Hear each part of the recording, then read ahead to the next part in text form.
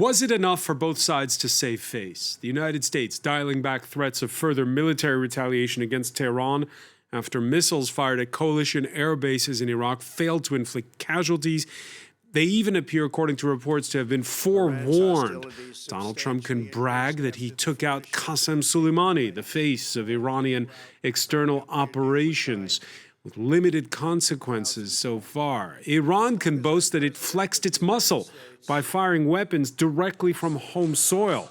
And moreover, with huge crowds rallying around the flag for the funeral of Soleimani, appears to, for now, have turned the page of last month's flare-up of internal dissent and the bloody crackdown against fuel hike protests. Is this a fleeting moment or a new wind in the sails of the regime? But it's about much more than just the future of U.S.-Iran relations. As Wednesday's missiles attacks on the Green Zone in Baghdad show, Iraq is in the middle. Its neighbors are also in the firing line. Which brings us back to Donald Trump, where his warnings that the U.S. no longer depends on Middle East oil and that NATO should pick up the slack in the region, just campaign rhetoric ahead of his re-election bid, or part of a serious pivot? If so, well, what's Europe going to do about it? Today in the France 24 debate, we're looking at de-escalation for now. With us is Annick Cizel. She teaches transatlantic relations at Paris's Sorbonne Nouvelle University. Thanks for joining us. Good evening. We're also pleased to welcome back Hamzeh Galibi, former advisor to 2009 Iranian presidential candidate Mir Hossein Mousavi. Thank you for joining us. Thank you for having me. And from Washington, Behnam Taleblu, research fellow at the Foundation for the Defense of Democracies. Happy New Year. Thank you. Happy New Year to you all as well. The France 24 debate on Facebook and Twitter, the hashtag F24debate. In Tehran earlier, there was another memorial for Qassem Suleimani. The supreme leader was there, flanked by President Hassan Rouhani to his right. And to his left, Soleimani's successor, the new head of the Quds Force, Brigadier General Esmail Ghani, who said will continue in the luminous path with power. So, are we talking about a de-escalation? Yes, for now, though. Camille Delec has more. He had promised to hit Iran fast and hard if it retaliated after the killing of General Qassem Suleimani. But now US President Donald Trump is stopping short of military action. Iran appears to be standing down, which is a good thing for all parties concerned and a very good thing for the world. The United States will immediately impose additional punishing economic sanctions on the Iranian regime. These powerful sanctions will remain until Iran changes its behavior. The announcement came after the Islamic Republic launched missiles into Iraqi territory, bombarding American facilities in Erbil and al-Assad in the early hours of Wednesday morning. Iranian TV claims the attack killed 80 Americans and caused significant damage to military equipment. The US president says that no Americans were hurt, and some believe that Tehran may have even missed targets on purpose to avoid escalation. But if Iran's actions marked a step down, the president's words remained defiant.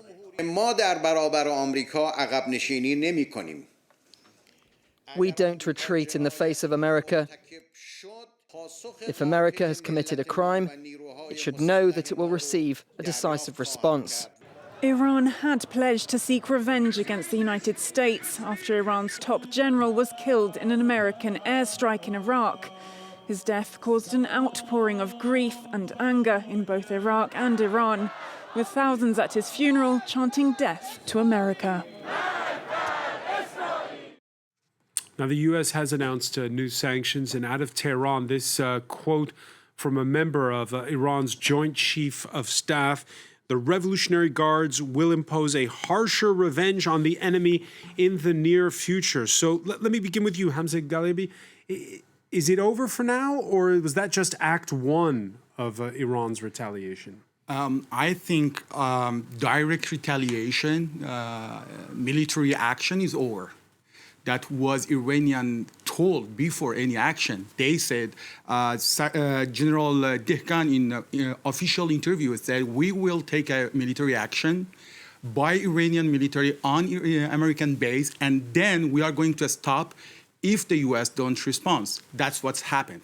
That's what Iran wants. So I don't think so will be other military action, but will be more harsh situation, difficult situation for U.S. presence in the Middle East.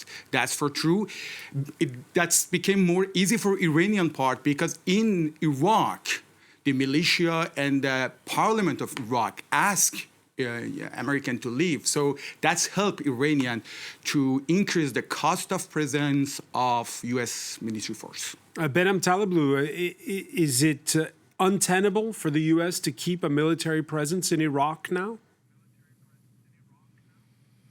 Well, good to be with you. The U.S. military presence in Iraq is governed by, let's just say, more of a political than legal foothold there.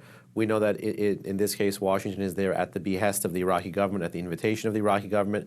We know there was a status of forces agreement with the U.S. and Iraq starting in 2008 all the way up to 2011 when the U.S. formally left after the Iraq war. It was invited back in as part of the counter-ISIS campaign. So all the bases, technically, that feature Iraqi forces, that feature American forces, also feature Iraqi security forces.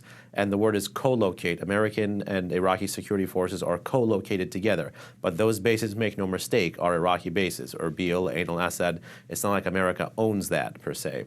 They're simply there through a political agreement with the government of Iraq. And it's the nature of this political agreement that the Iranians and Iran-backed forces are looking to inflame and thus get the parliament to not be able to resist a wave of pro-Iran lawmakers in that country, which several times in 2019 and again now are trying to fan the flames and try to use a crisis between Iran and America, citing Iraq, to be able to evict America from Iraqi territory. And I think as part of Iran's larger responses to the killing of Soleimani, they're going to try to play their political hand here once again and stir up things in the parliament. Stir up things in the parliament? Or what happens if there's some kind of attack on U.S. forces there?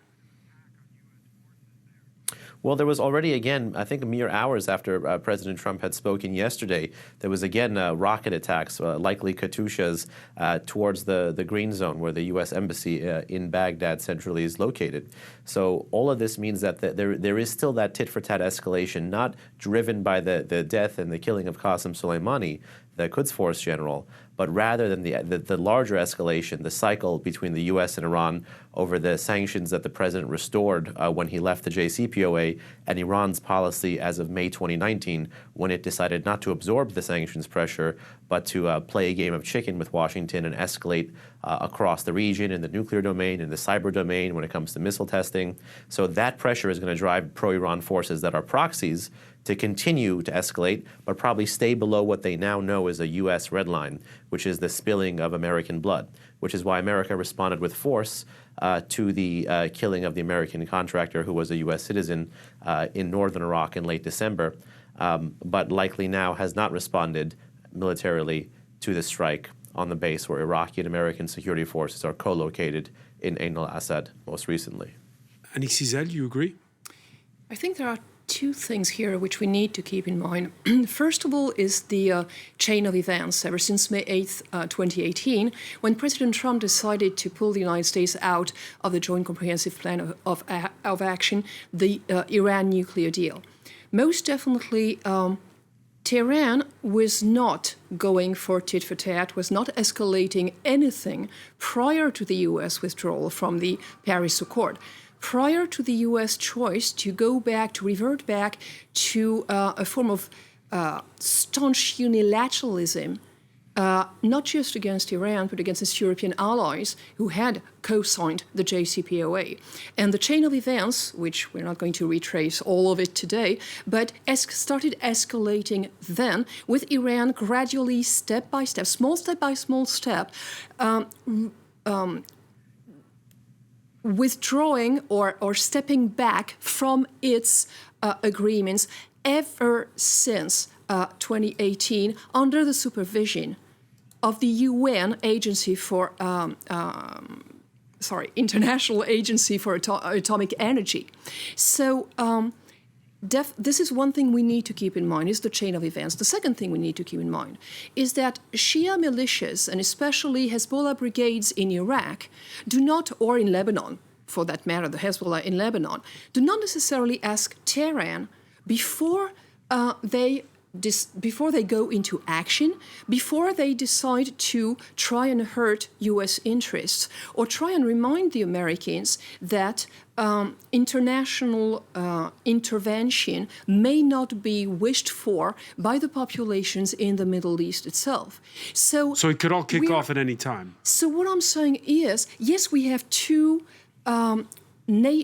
states here with their diplomacy, which obviously have chosen, both of them, not to go to war and to de-escalate. And the steps have been taken in the past, were taken in the past 48 hours to de-escalate. But at the same time, Tehran is not the almighty puppeteer throughout the region, responsible for every decision by every Shia group, which whether it be Israel, the United States, or Arab allies of the United States, tensions are regional, are local and regional before they are with the United States. And it's so multi-layered at this stage that, of course, we should rejoice over the fact that Tehran and Washington are somehow talking to each other, even if it's not made public. But at the same time, the whole region is extremely volatile, and it's been even more so in the past couple of days. Hamza Ghalibi, you agree? I think it's not exactly about the Middle East issue.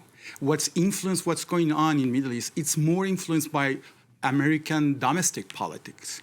And I think what's Trump, the action he took is no root what's going on in Iraq. He did it to distract his impeachment for his domestic politics. He was succeed to distract the public debate in U.S. for a couple of days, but it's not about the reality of region. I think no one wants to go to war in the region, neither Iran, neither Iraqi, neither American interest is not to go to war with Iran, and Iran take a military action because they had to. They be attacked officially, their official is assassinated by Americans, and they threat that we are destroy your cultural site. So Iran had to do something to show that what is the cost to direct a strike on Iran. And they calculated, as you said, they really managed as a modern pragmatist government, step by step, designed a step to show how the world what is the consequence of every step. Right. And I think this is not really about what's going on in Middle East. It's more about the U.S. politics. More about U.S. politics, you say. The New York Times this week describing Secretary of State Mike Pompeo as the man at the center of the argument to, quote, this is a quote, to launch the drone strike that killed Major General Qassem Suleimani and pushed Donald Trump to withdraw from the Iran nuclear deal in 2018. Behnam Taleblu, was this Trump's decision or was this Mike Pompeo's decision? I think President Trump, it was very clearly President Trump's decision. He's been owning it on television. He's gotten the praise. He's gotten the criticism. I personally think he's gotten the praise. I don't know how someone would aggregate in an actor other than the commander-in-chief for strikes against noted terrorists, whether they were Osama bin Laden, Abu Bakr al-Baghdadi, or Major General Qassem Suleimani. But we know Donald Trump himself is no fan of escalation. Yeah, but targeting Qassem Suleimani was not escalation; it was retribution. I think you could say that across the civil service bureaucracy, Republicans or Democrats, in public life, people had been tracking Qassem Suleimani. People had been interested in Qassem Suleimani. I think the president himself knew that it was Quds Force escalation, Iran-backed proxy escalation that could actually suck America back in. That would be the ones targeting the remnants of U.S. forces in countries like Iraq or in Syria. So no, I'm not attributing a more nefarious motive here. And I think just to some of the comments by the other guests on the tit-for-tat escalation, I agree we have to widen the aperture. And yes, Washington's leaving of the JCPOA nuclear deal did beget a series of events. But Iran chose a certain path. It chose, starting 1 year after the U.S. left the deal, May 8, 2019, to change its policy from strategic patience, thinking it could wait out the Trump administration, thinking that, like most of European and Asian politicians that Trump unilaterally cannot do what took multilaterally a decade to do. They realized the hard way in that one-year period from May 8, 2018 to May 8, 2019, that unilaterally U.S. sanctions had a greater macroeconomic effect on the Iranian economy than was the multilateral predicate from 2006 to 2013. Right. And that is why Iran shifted its escalation policy. They were feeling the sanctions. And Cizelle, let me ask you, who do you think has been calling the shots on this? Most definitely Mike Pompeo.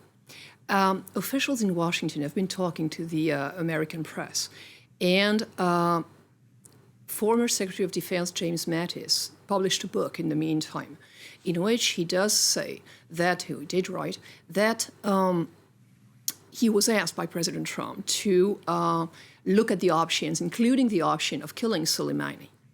And he said no. Now, James Mattis, General Mattis, cannot be blamed for being in favor of Iran. If there's one man that served the Trump administration for 18 months who was all out against Iran, politically speaking, it was Jim Mattis. Except that as Secretary of Defense, he said, no, this is going to backfire. This is something we shouldn't be doing. The rivalry between the Defense Department and the State Department, it's as long as U.S. administrations, except the departure of Mattis, the 6-month vacuum before Mark Esper got in. Mark Esper, who knew Mike Pompeo before and who's his junior, definitely is not on the same plane, on the same level, of the same weight as Mike Pompeo, who has the president's ear now and is pushing the agenda he pushed when he was in Congress before, that he's been pushing with the Republican Party for a long time now, which is go after Iran. Last September, when the United Nations General Assembly was taking place and Hassan Rouhani was addressing the UNGA, at the very same time, the U.S. Secretary of State was convening a united, what was the name? The United Against a Nuclear Iran conference, which was organized in New York City, just outside the United Nations, with Iranian exiles, with an Iranian political alternative. The day before, Rudy Giuliani, the attorney, the personal attorney to President Trump, was organizing at the Roosevelt Hotel in New York City a conference around Iranian exiles in the United States. Most definitely, we have one wing, at least of the West Wing, we have one wing of the White House advisors who are pushing for an alternative, a political alternative in Iran, and these people are alternative regime change is what you're saying. And what I'm saying. We're going to pick up on that. We have to take a very quick break. Stay with us. You're watching the France 24 debate.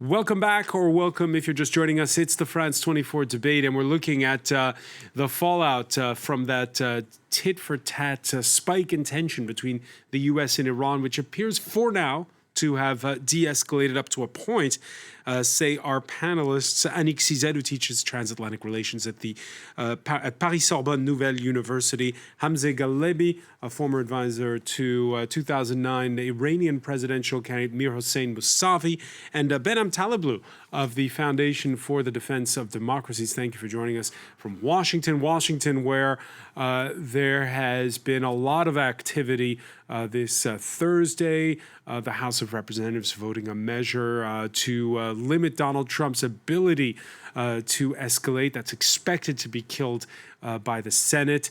Relations slightly fraught, you might say, between the executive and the legislative in Washington after Wednesday's closed-door briefing by the White House on the events of the past week in Iraq. Some Republican senators breaking ranks and lashing out at Donald Trump. The briefing lasted only 75 minutes, whereupon our briefers left.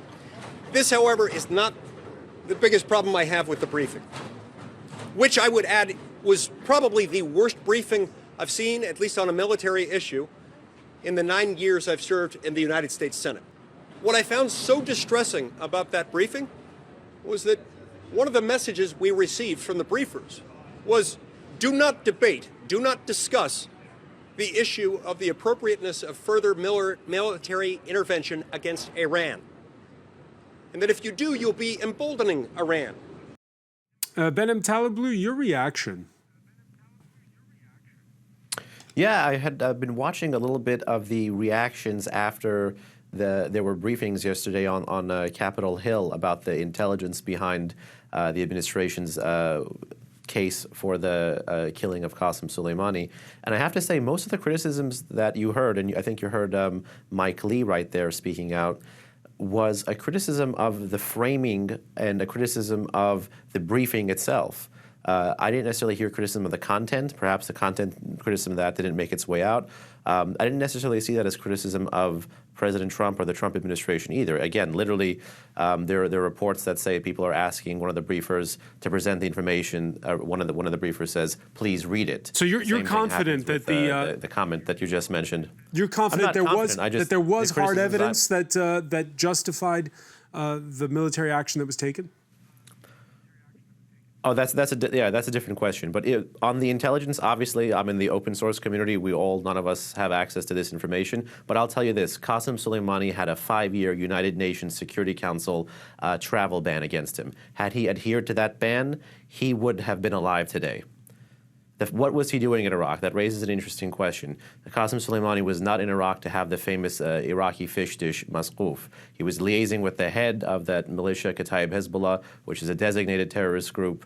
We know the activities that Qassem Suleimani has done. There's been a plethora of articles of all different political orientations talking about how Iran has bought and sold and killed to get influence in Baghdad. Iran remains forever obsessed with Iraq, given the huge impact of the Iran-Iraq war on that country's security policy. That's a conflict that made Soleimani much more famous, boosted his credentials, brought him back into Iran. He served in Iran. Then after that, he served for more than 2 decades at the helm of the Quds Force. By design, his traveling in Iraq and Syria and the laissez-passer that he thought he had across those regions to grow those conflict zones meant that he was exporting Iran's revolution abroad, meant that he was creating, co-opting, controlling these militias, meant that by surely performing his function, he was engaged in activities that the United States would find reprehensible, and that coalition countries like the United Kingdom and other countries who bled at the hands of Qassem Suleimani would also find reprehensible. So the fact that he traveled abroad and was liaising with designated militias is all the evidence I need.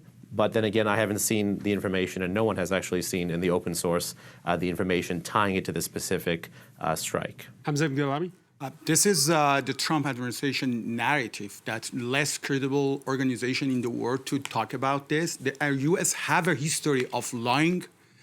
We have this famous lying about the Iraq war. This time is a worst case. Even they cannot convince their Congress. So the policy just give a statement. It's the worst intelligence briefing. So the problem is the Iraqi prime minister told to his parliament member that Soleimani was on diplomatic mission, who was on the mediation between Saudi Arabia and Iran based of Trump demand. So they killed some official from other government on diplomatic mission in civil aircraft in the civil airport. That this assassination... Qassem Suleimani went all the time to Baghdad. This time, because Iran have a close tie. But the question is, this kind of justification, even this narrative of Trump cannot convince the Congress. Why? Because they see the impact of this. This impact of this is reinforced the Iran in region and internally and weaken the U.S. Hamza Galabi, let me ask you the reaction to the news we're getting this Thursday that according to U.S. officials, that Ukrainian airliner that was shot down hours after those missiles were fired into Iraq from takeoff from Tehran was probably, most likely, those are their words, brought down accidentally by Iranian air defenses. It's been denied by Tehran. Your thoughts on this? I have no idea, but what I can say that U.S. officials are less credible person to say anything about it. They have a long history of lying about the fact in their history, and this administration have every day live fact-free claim. Annick Cizel? Well, I'm no expert on plane crashes, obviously. My first reaction when I saw the pictures, live pictures, was that this plane had been blown to smithereens. A plane that crashes with huge parts of the plane that are still recognizable. It was full of kerosene. It had just taken off. Did it blow up in the sky? And what caused it to blow up? And my first personal reaction was, I can't believe this plane turned back, tried to land, or whatever. This is not what we saw. Now, what took it down? Second thing, of course, I mean, it's very troubling that everything took place at the same time. But most obviously, there must have been missiles being fired one way. I can't believe the Americans were not firing back or trying to intercept the missiles the other way. There was probably a lot of things taking place in the airspace just above, around that plane. So I have no idea what took place. But the question remains, all options are remain on the open table. at this time. It's not the first time we are hearing this type of story. Annick, I want to get back to something you mentioned in part one of our discussion, which is what role for we mentioned Iraq, we mentioned the collateral damage, unfortunately, for those 176 people aboard that airliner. We've seen. Let's talk a little bit about the U.S.'s NATO allies. Donald Trump, in his remarks, taking aim at his predecessor's Iran policies and at NATO partners.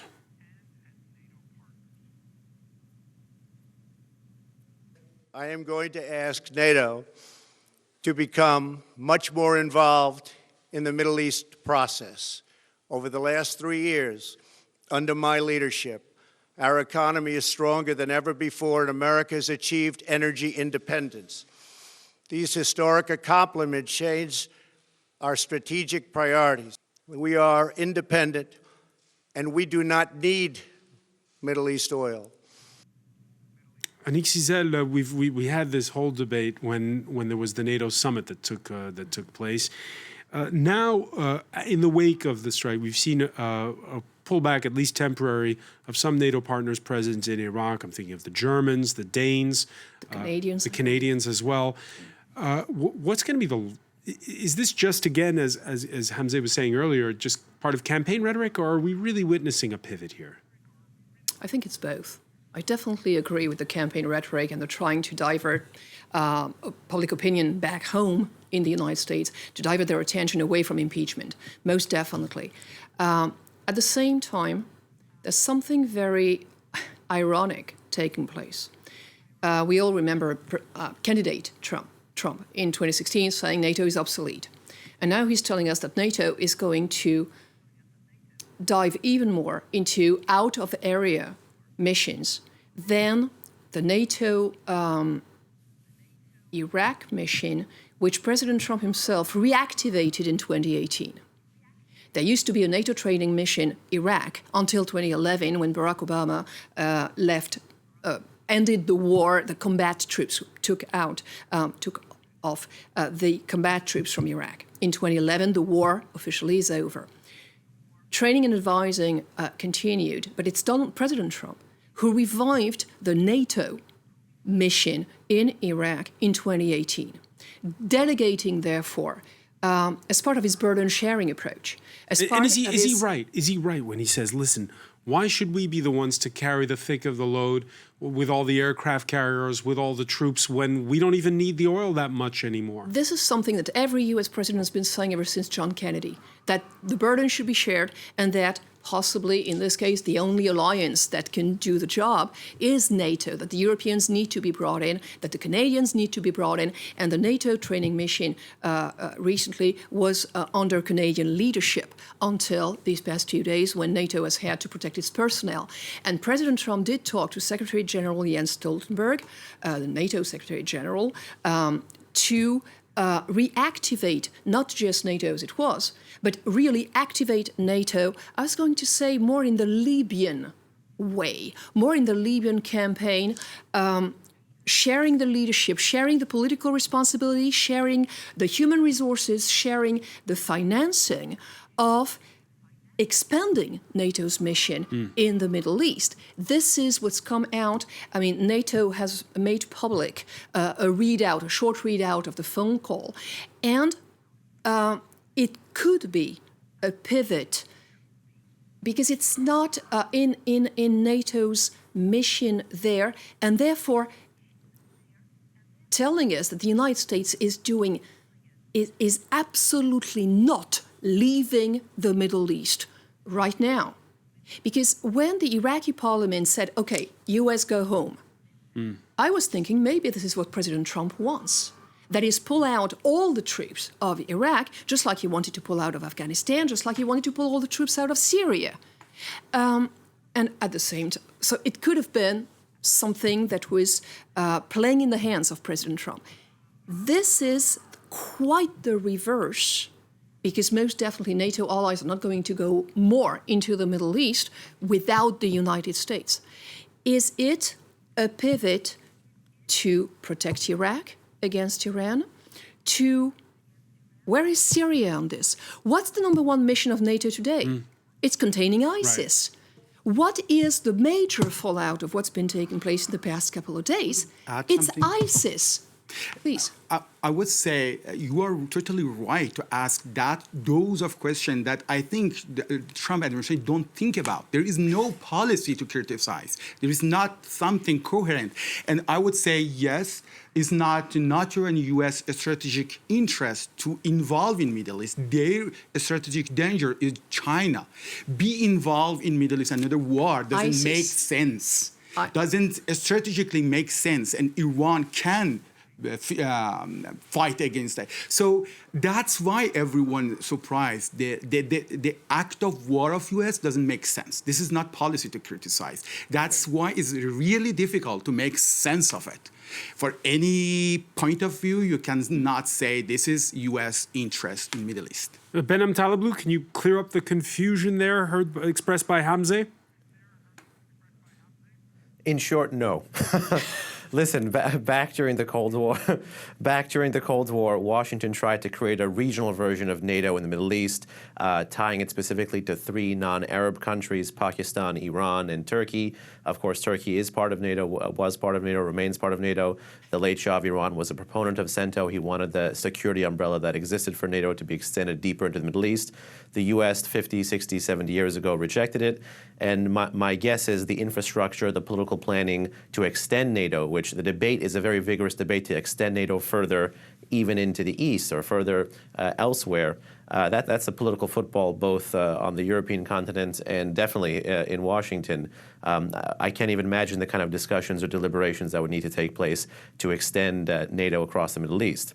Now, that was something said today by the presidents, but yesterday in the press conference, the press statement, it seemed like it was really more about NATO deployments, not about NATO extension of coverage or membership. And the unknown, if you will, here is the president considering or talking about a NATO supplement to existing forces that are American in the region, a NATO complement to existing forces, or a NATO replacement to existing forces? All of these are unknown.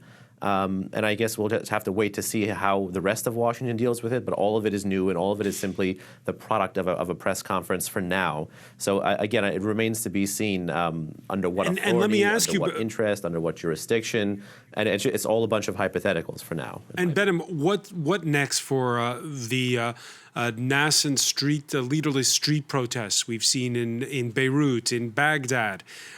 What's next for those who rallied inside of Iran against fuel hikes a month ago, and there was a big crackdown that ensued? Is all that off the table now because of this? That's true. Because of the conflict or because of the killing of Soleimani? Because of the killing of Soleimani. Different flashpoints in each of these countries. Yeah, there's been different flashpoints in each of these countries. You've had an outpouring now in about 4 different cities, I would say some coerced, but also some genuine, in favor of Soleimani inside those 4 cities where there were public funeral ceremonies and there was 3.5 days of mourning. But I think this is a very small flash in the pan. As life goes on in the Islamic Republic, the same cleavage that brought forth the street on one side and the state on the other will continue to manifest itself. And when you look at protests in the history of that country, there's been a lot. There's been a lot of labor movements, a lot of social movements, a lot of student movements. But the major flashpoints used to be separated by decades. 1999, 2009. I'm sure one of your guests remembers 2009. But then all of a sudden, flash forward a decade after 2009, 2017, 18, 19, the time span for these protests is shrinking. The intolerance of the Iranian population is rising. The severity of the state against the street is growing. You know, the most recent protests from November, December reported 1,500 people died, and it was taken, and this mass killing was done under the cover of an internet blackout, a sustained internet blackout, which caused not just lives, but economic damage as well. And across the region, particularly in Iraq and in Lebanon, you have Shiite co-religionists as well as others tapping into a rising sense of nationalism in those countries, but a government that is unresponsive to that. And it is unclear what political asks the protesters can make of the. It is unclear what political asks protesters in Iraq or Lebanon can make of the government and how the government in those countries could in fact assuage the concerns of those protesters. All right, let me bring in Hamza. Economic justice. Let me bring in Hamza because we're short on time. Let me bring in Hamza Ghalibi. It's true fact that the people are not satisfied in the region. There is demonstration in the street of Tehran all over the country and in Iraq and in Lebanon. But the gift of Trump to all the government all around the region that unify the people because of external invasion risk. So the same country that we have demonstration against the government, now we have demonstration to support the country. Even in Iraq, we have demonstration. They have the criticize of Iran president now completely turned against the US. And we have kind of again reconstruct anti-American, anti-imperialist feeling in all the region because of Trump mistake. This is the gift of Trump mistake to all the government around the country and big damage to the people. All right, I know we have to say goodbye to Behnam Taleblu, who has to leave us just a little bit earlier. So thank you so much for joining us from Washington, D.C. I want to turn to you, Anik Cizel, at this point and ask you about, did Behnam ever point there that, yeah, this week everybody's rallying around the flag, but that could all change on a dime? I think it all depends on the result of the U.S. elections, actually. So we have to wait till November? We have to wait till November. Hassan Nasrallah actually mentioned the U.S. elections in his speech or press conference, whatever it was, in the wake of the assassination of Qassem Suleimani. He did address this. Most definitely, anti-Americanism, which Barack Obama tried so hard to diffuse in the Middle East, is back to its highest point since the beginning of the war in Iraq, I believe, in 2003. When I'm looking at how the Iranian government is playing its cards, is putting its cards slowly down on the table, the step-by-step strategic patience that was referred to earlier, I'm also thinking that they're counting the days to the November 4th, I believe it is, or 3rd this year, U.S. elections result. And if it's 4 more years of Donald Trump, most definitely, the rally around the flag effect in the Middle East, in each Middle Eastern country, is going to continue. And the fact that at the same time the Trump administration is pushing for what we call endogenization, that is sort of reverting political responsibility and military responsibility to each country that has the power now to pay for it in the Middle East. At the same time as your guest in Washington was pointing to something very interesting also, that President Trump has been trying to revive this Arab League NATO thing. He's been trying to do this. He's been pushing for partnerships. Jordan, for instance, is a partner of NATO today. A partner, not a member, but a partner. And this means that the wider circle of NATO partners under U.S. leadership is getting in shape in the region so that the region can isolate Iran. Because the bottom line of this, who are the leaders close to the United States in the region? Saudi Arabia and the Gulf countries, which have been fighting Iran, the Houthi rebels in Yemen, for instance. And this all is coherent. I'm not sure there's a general strategy behind all this in Washington, but it is coherent because the final objective is isolating Iran in order to weaken it.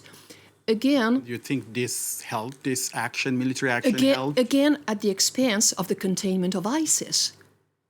Because placing Iran on the same foothold as ISIS or Al-Qaeda as terrorists is not only allowing President Trump to bypass Congress and getting his authorization for the use of military force from the 9/11 legislation, but it's also forgetting what we Europeans are insisting on, which is that the number one threat in the region is not Iran. But if Iran is weakened, is ISIS. But it should be ISIS. And if Iran is weakened militarily to the point of no longer containing ISIS, it's bad for Iraq, it's bad for Syria, it's bad for the Western world. So you're saying it all depends on whether, we don't know whether we're going to have 4 more years of Donald Trump. We do know we're going to have 5 more years of Boris Johnson. Now listen to the UK Foreign Secretary in Washington refusing to condemn the killing of Soleimani. The US has the right to self-defense, and I don't think anyone would look at the role of General Soleimani in the region and not be aware of his role in organising, funding proxies with the destabilising effect they have for the whole region and the threat they pose to Western interests and indeed Western lives. But you're clear about the legality of killing him? It's not that for us to substitute our judgment for the operational decision the US made, but there's clearly a right of self-defense under international law. If you're France or Germany, how do you react to that? Well, isn't the United Kingdom right now trying to negotiate a free trade agreement on which its economy depends? But what do you do if you're France or entirely? Germany? How do you feel? Well, we feel that the same split that took place over Iraq is taking place again under a Republican administration in Washington. That is France and Germany against the United Kingdom. And the split is forever and ever, especially heightened right now because the UK is economically dependent on this free trade agreement for its Brexit agreement. Otherwise, it's just not viable. Brexit is not viable without the United States. But let me explain you how Iranian can see. Imagine the George Walker Bush, base of several international human rights organizations, is someone, it's war crimer. So if Iran kills someone with that guilt, what was the reaction? If Iran killed the Secretary of Defense in another country and with this justification because they are our enemy, doesn't make sense. And feel this way that Iranians try to negotiate with the West, with the US, from Iran deal, and they commit to their agreement based of international report, doesn't work. US get the step out and European almost practically follow it. And then now they assassinate their high official. The reaction from the West is this just pushed Iran. What is survival for you is your capacity to defense. No one can negotiate with Iran from now that negotiate about their missile program because the only way that they can survive. Makes dialogue harder is what you're saying. Behnam Talablu was joining us from Washington. I want to thank Hamzem Galabi. I want to thank as well Anik Sijal. Thank you for joining us here in the France 24 today.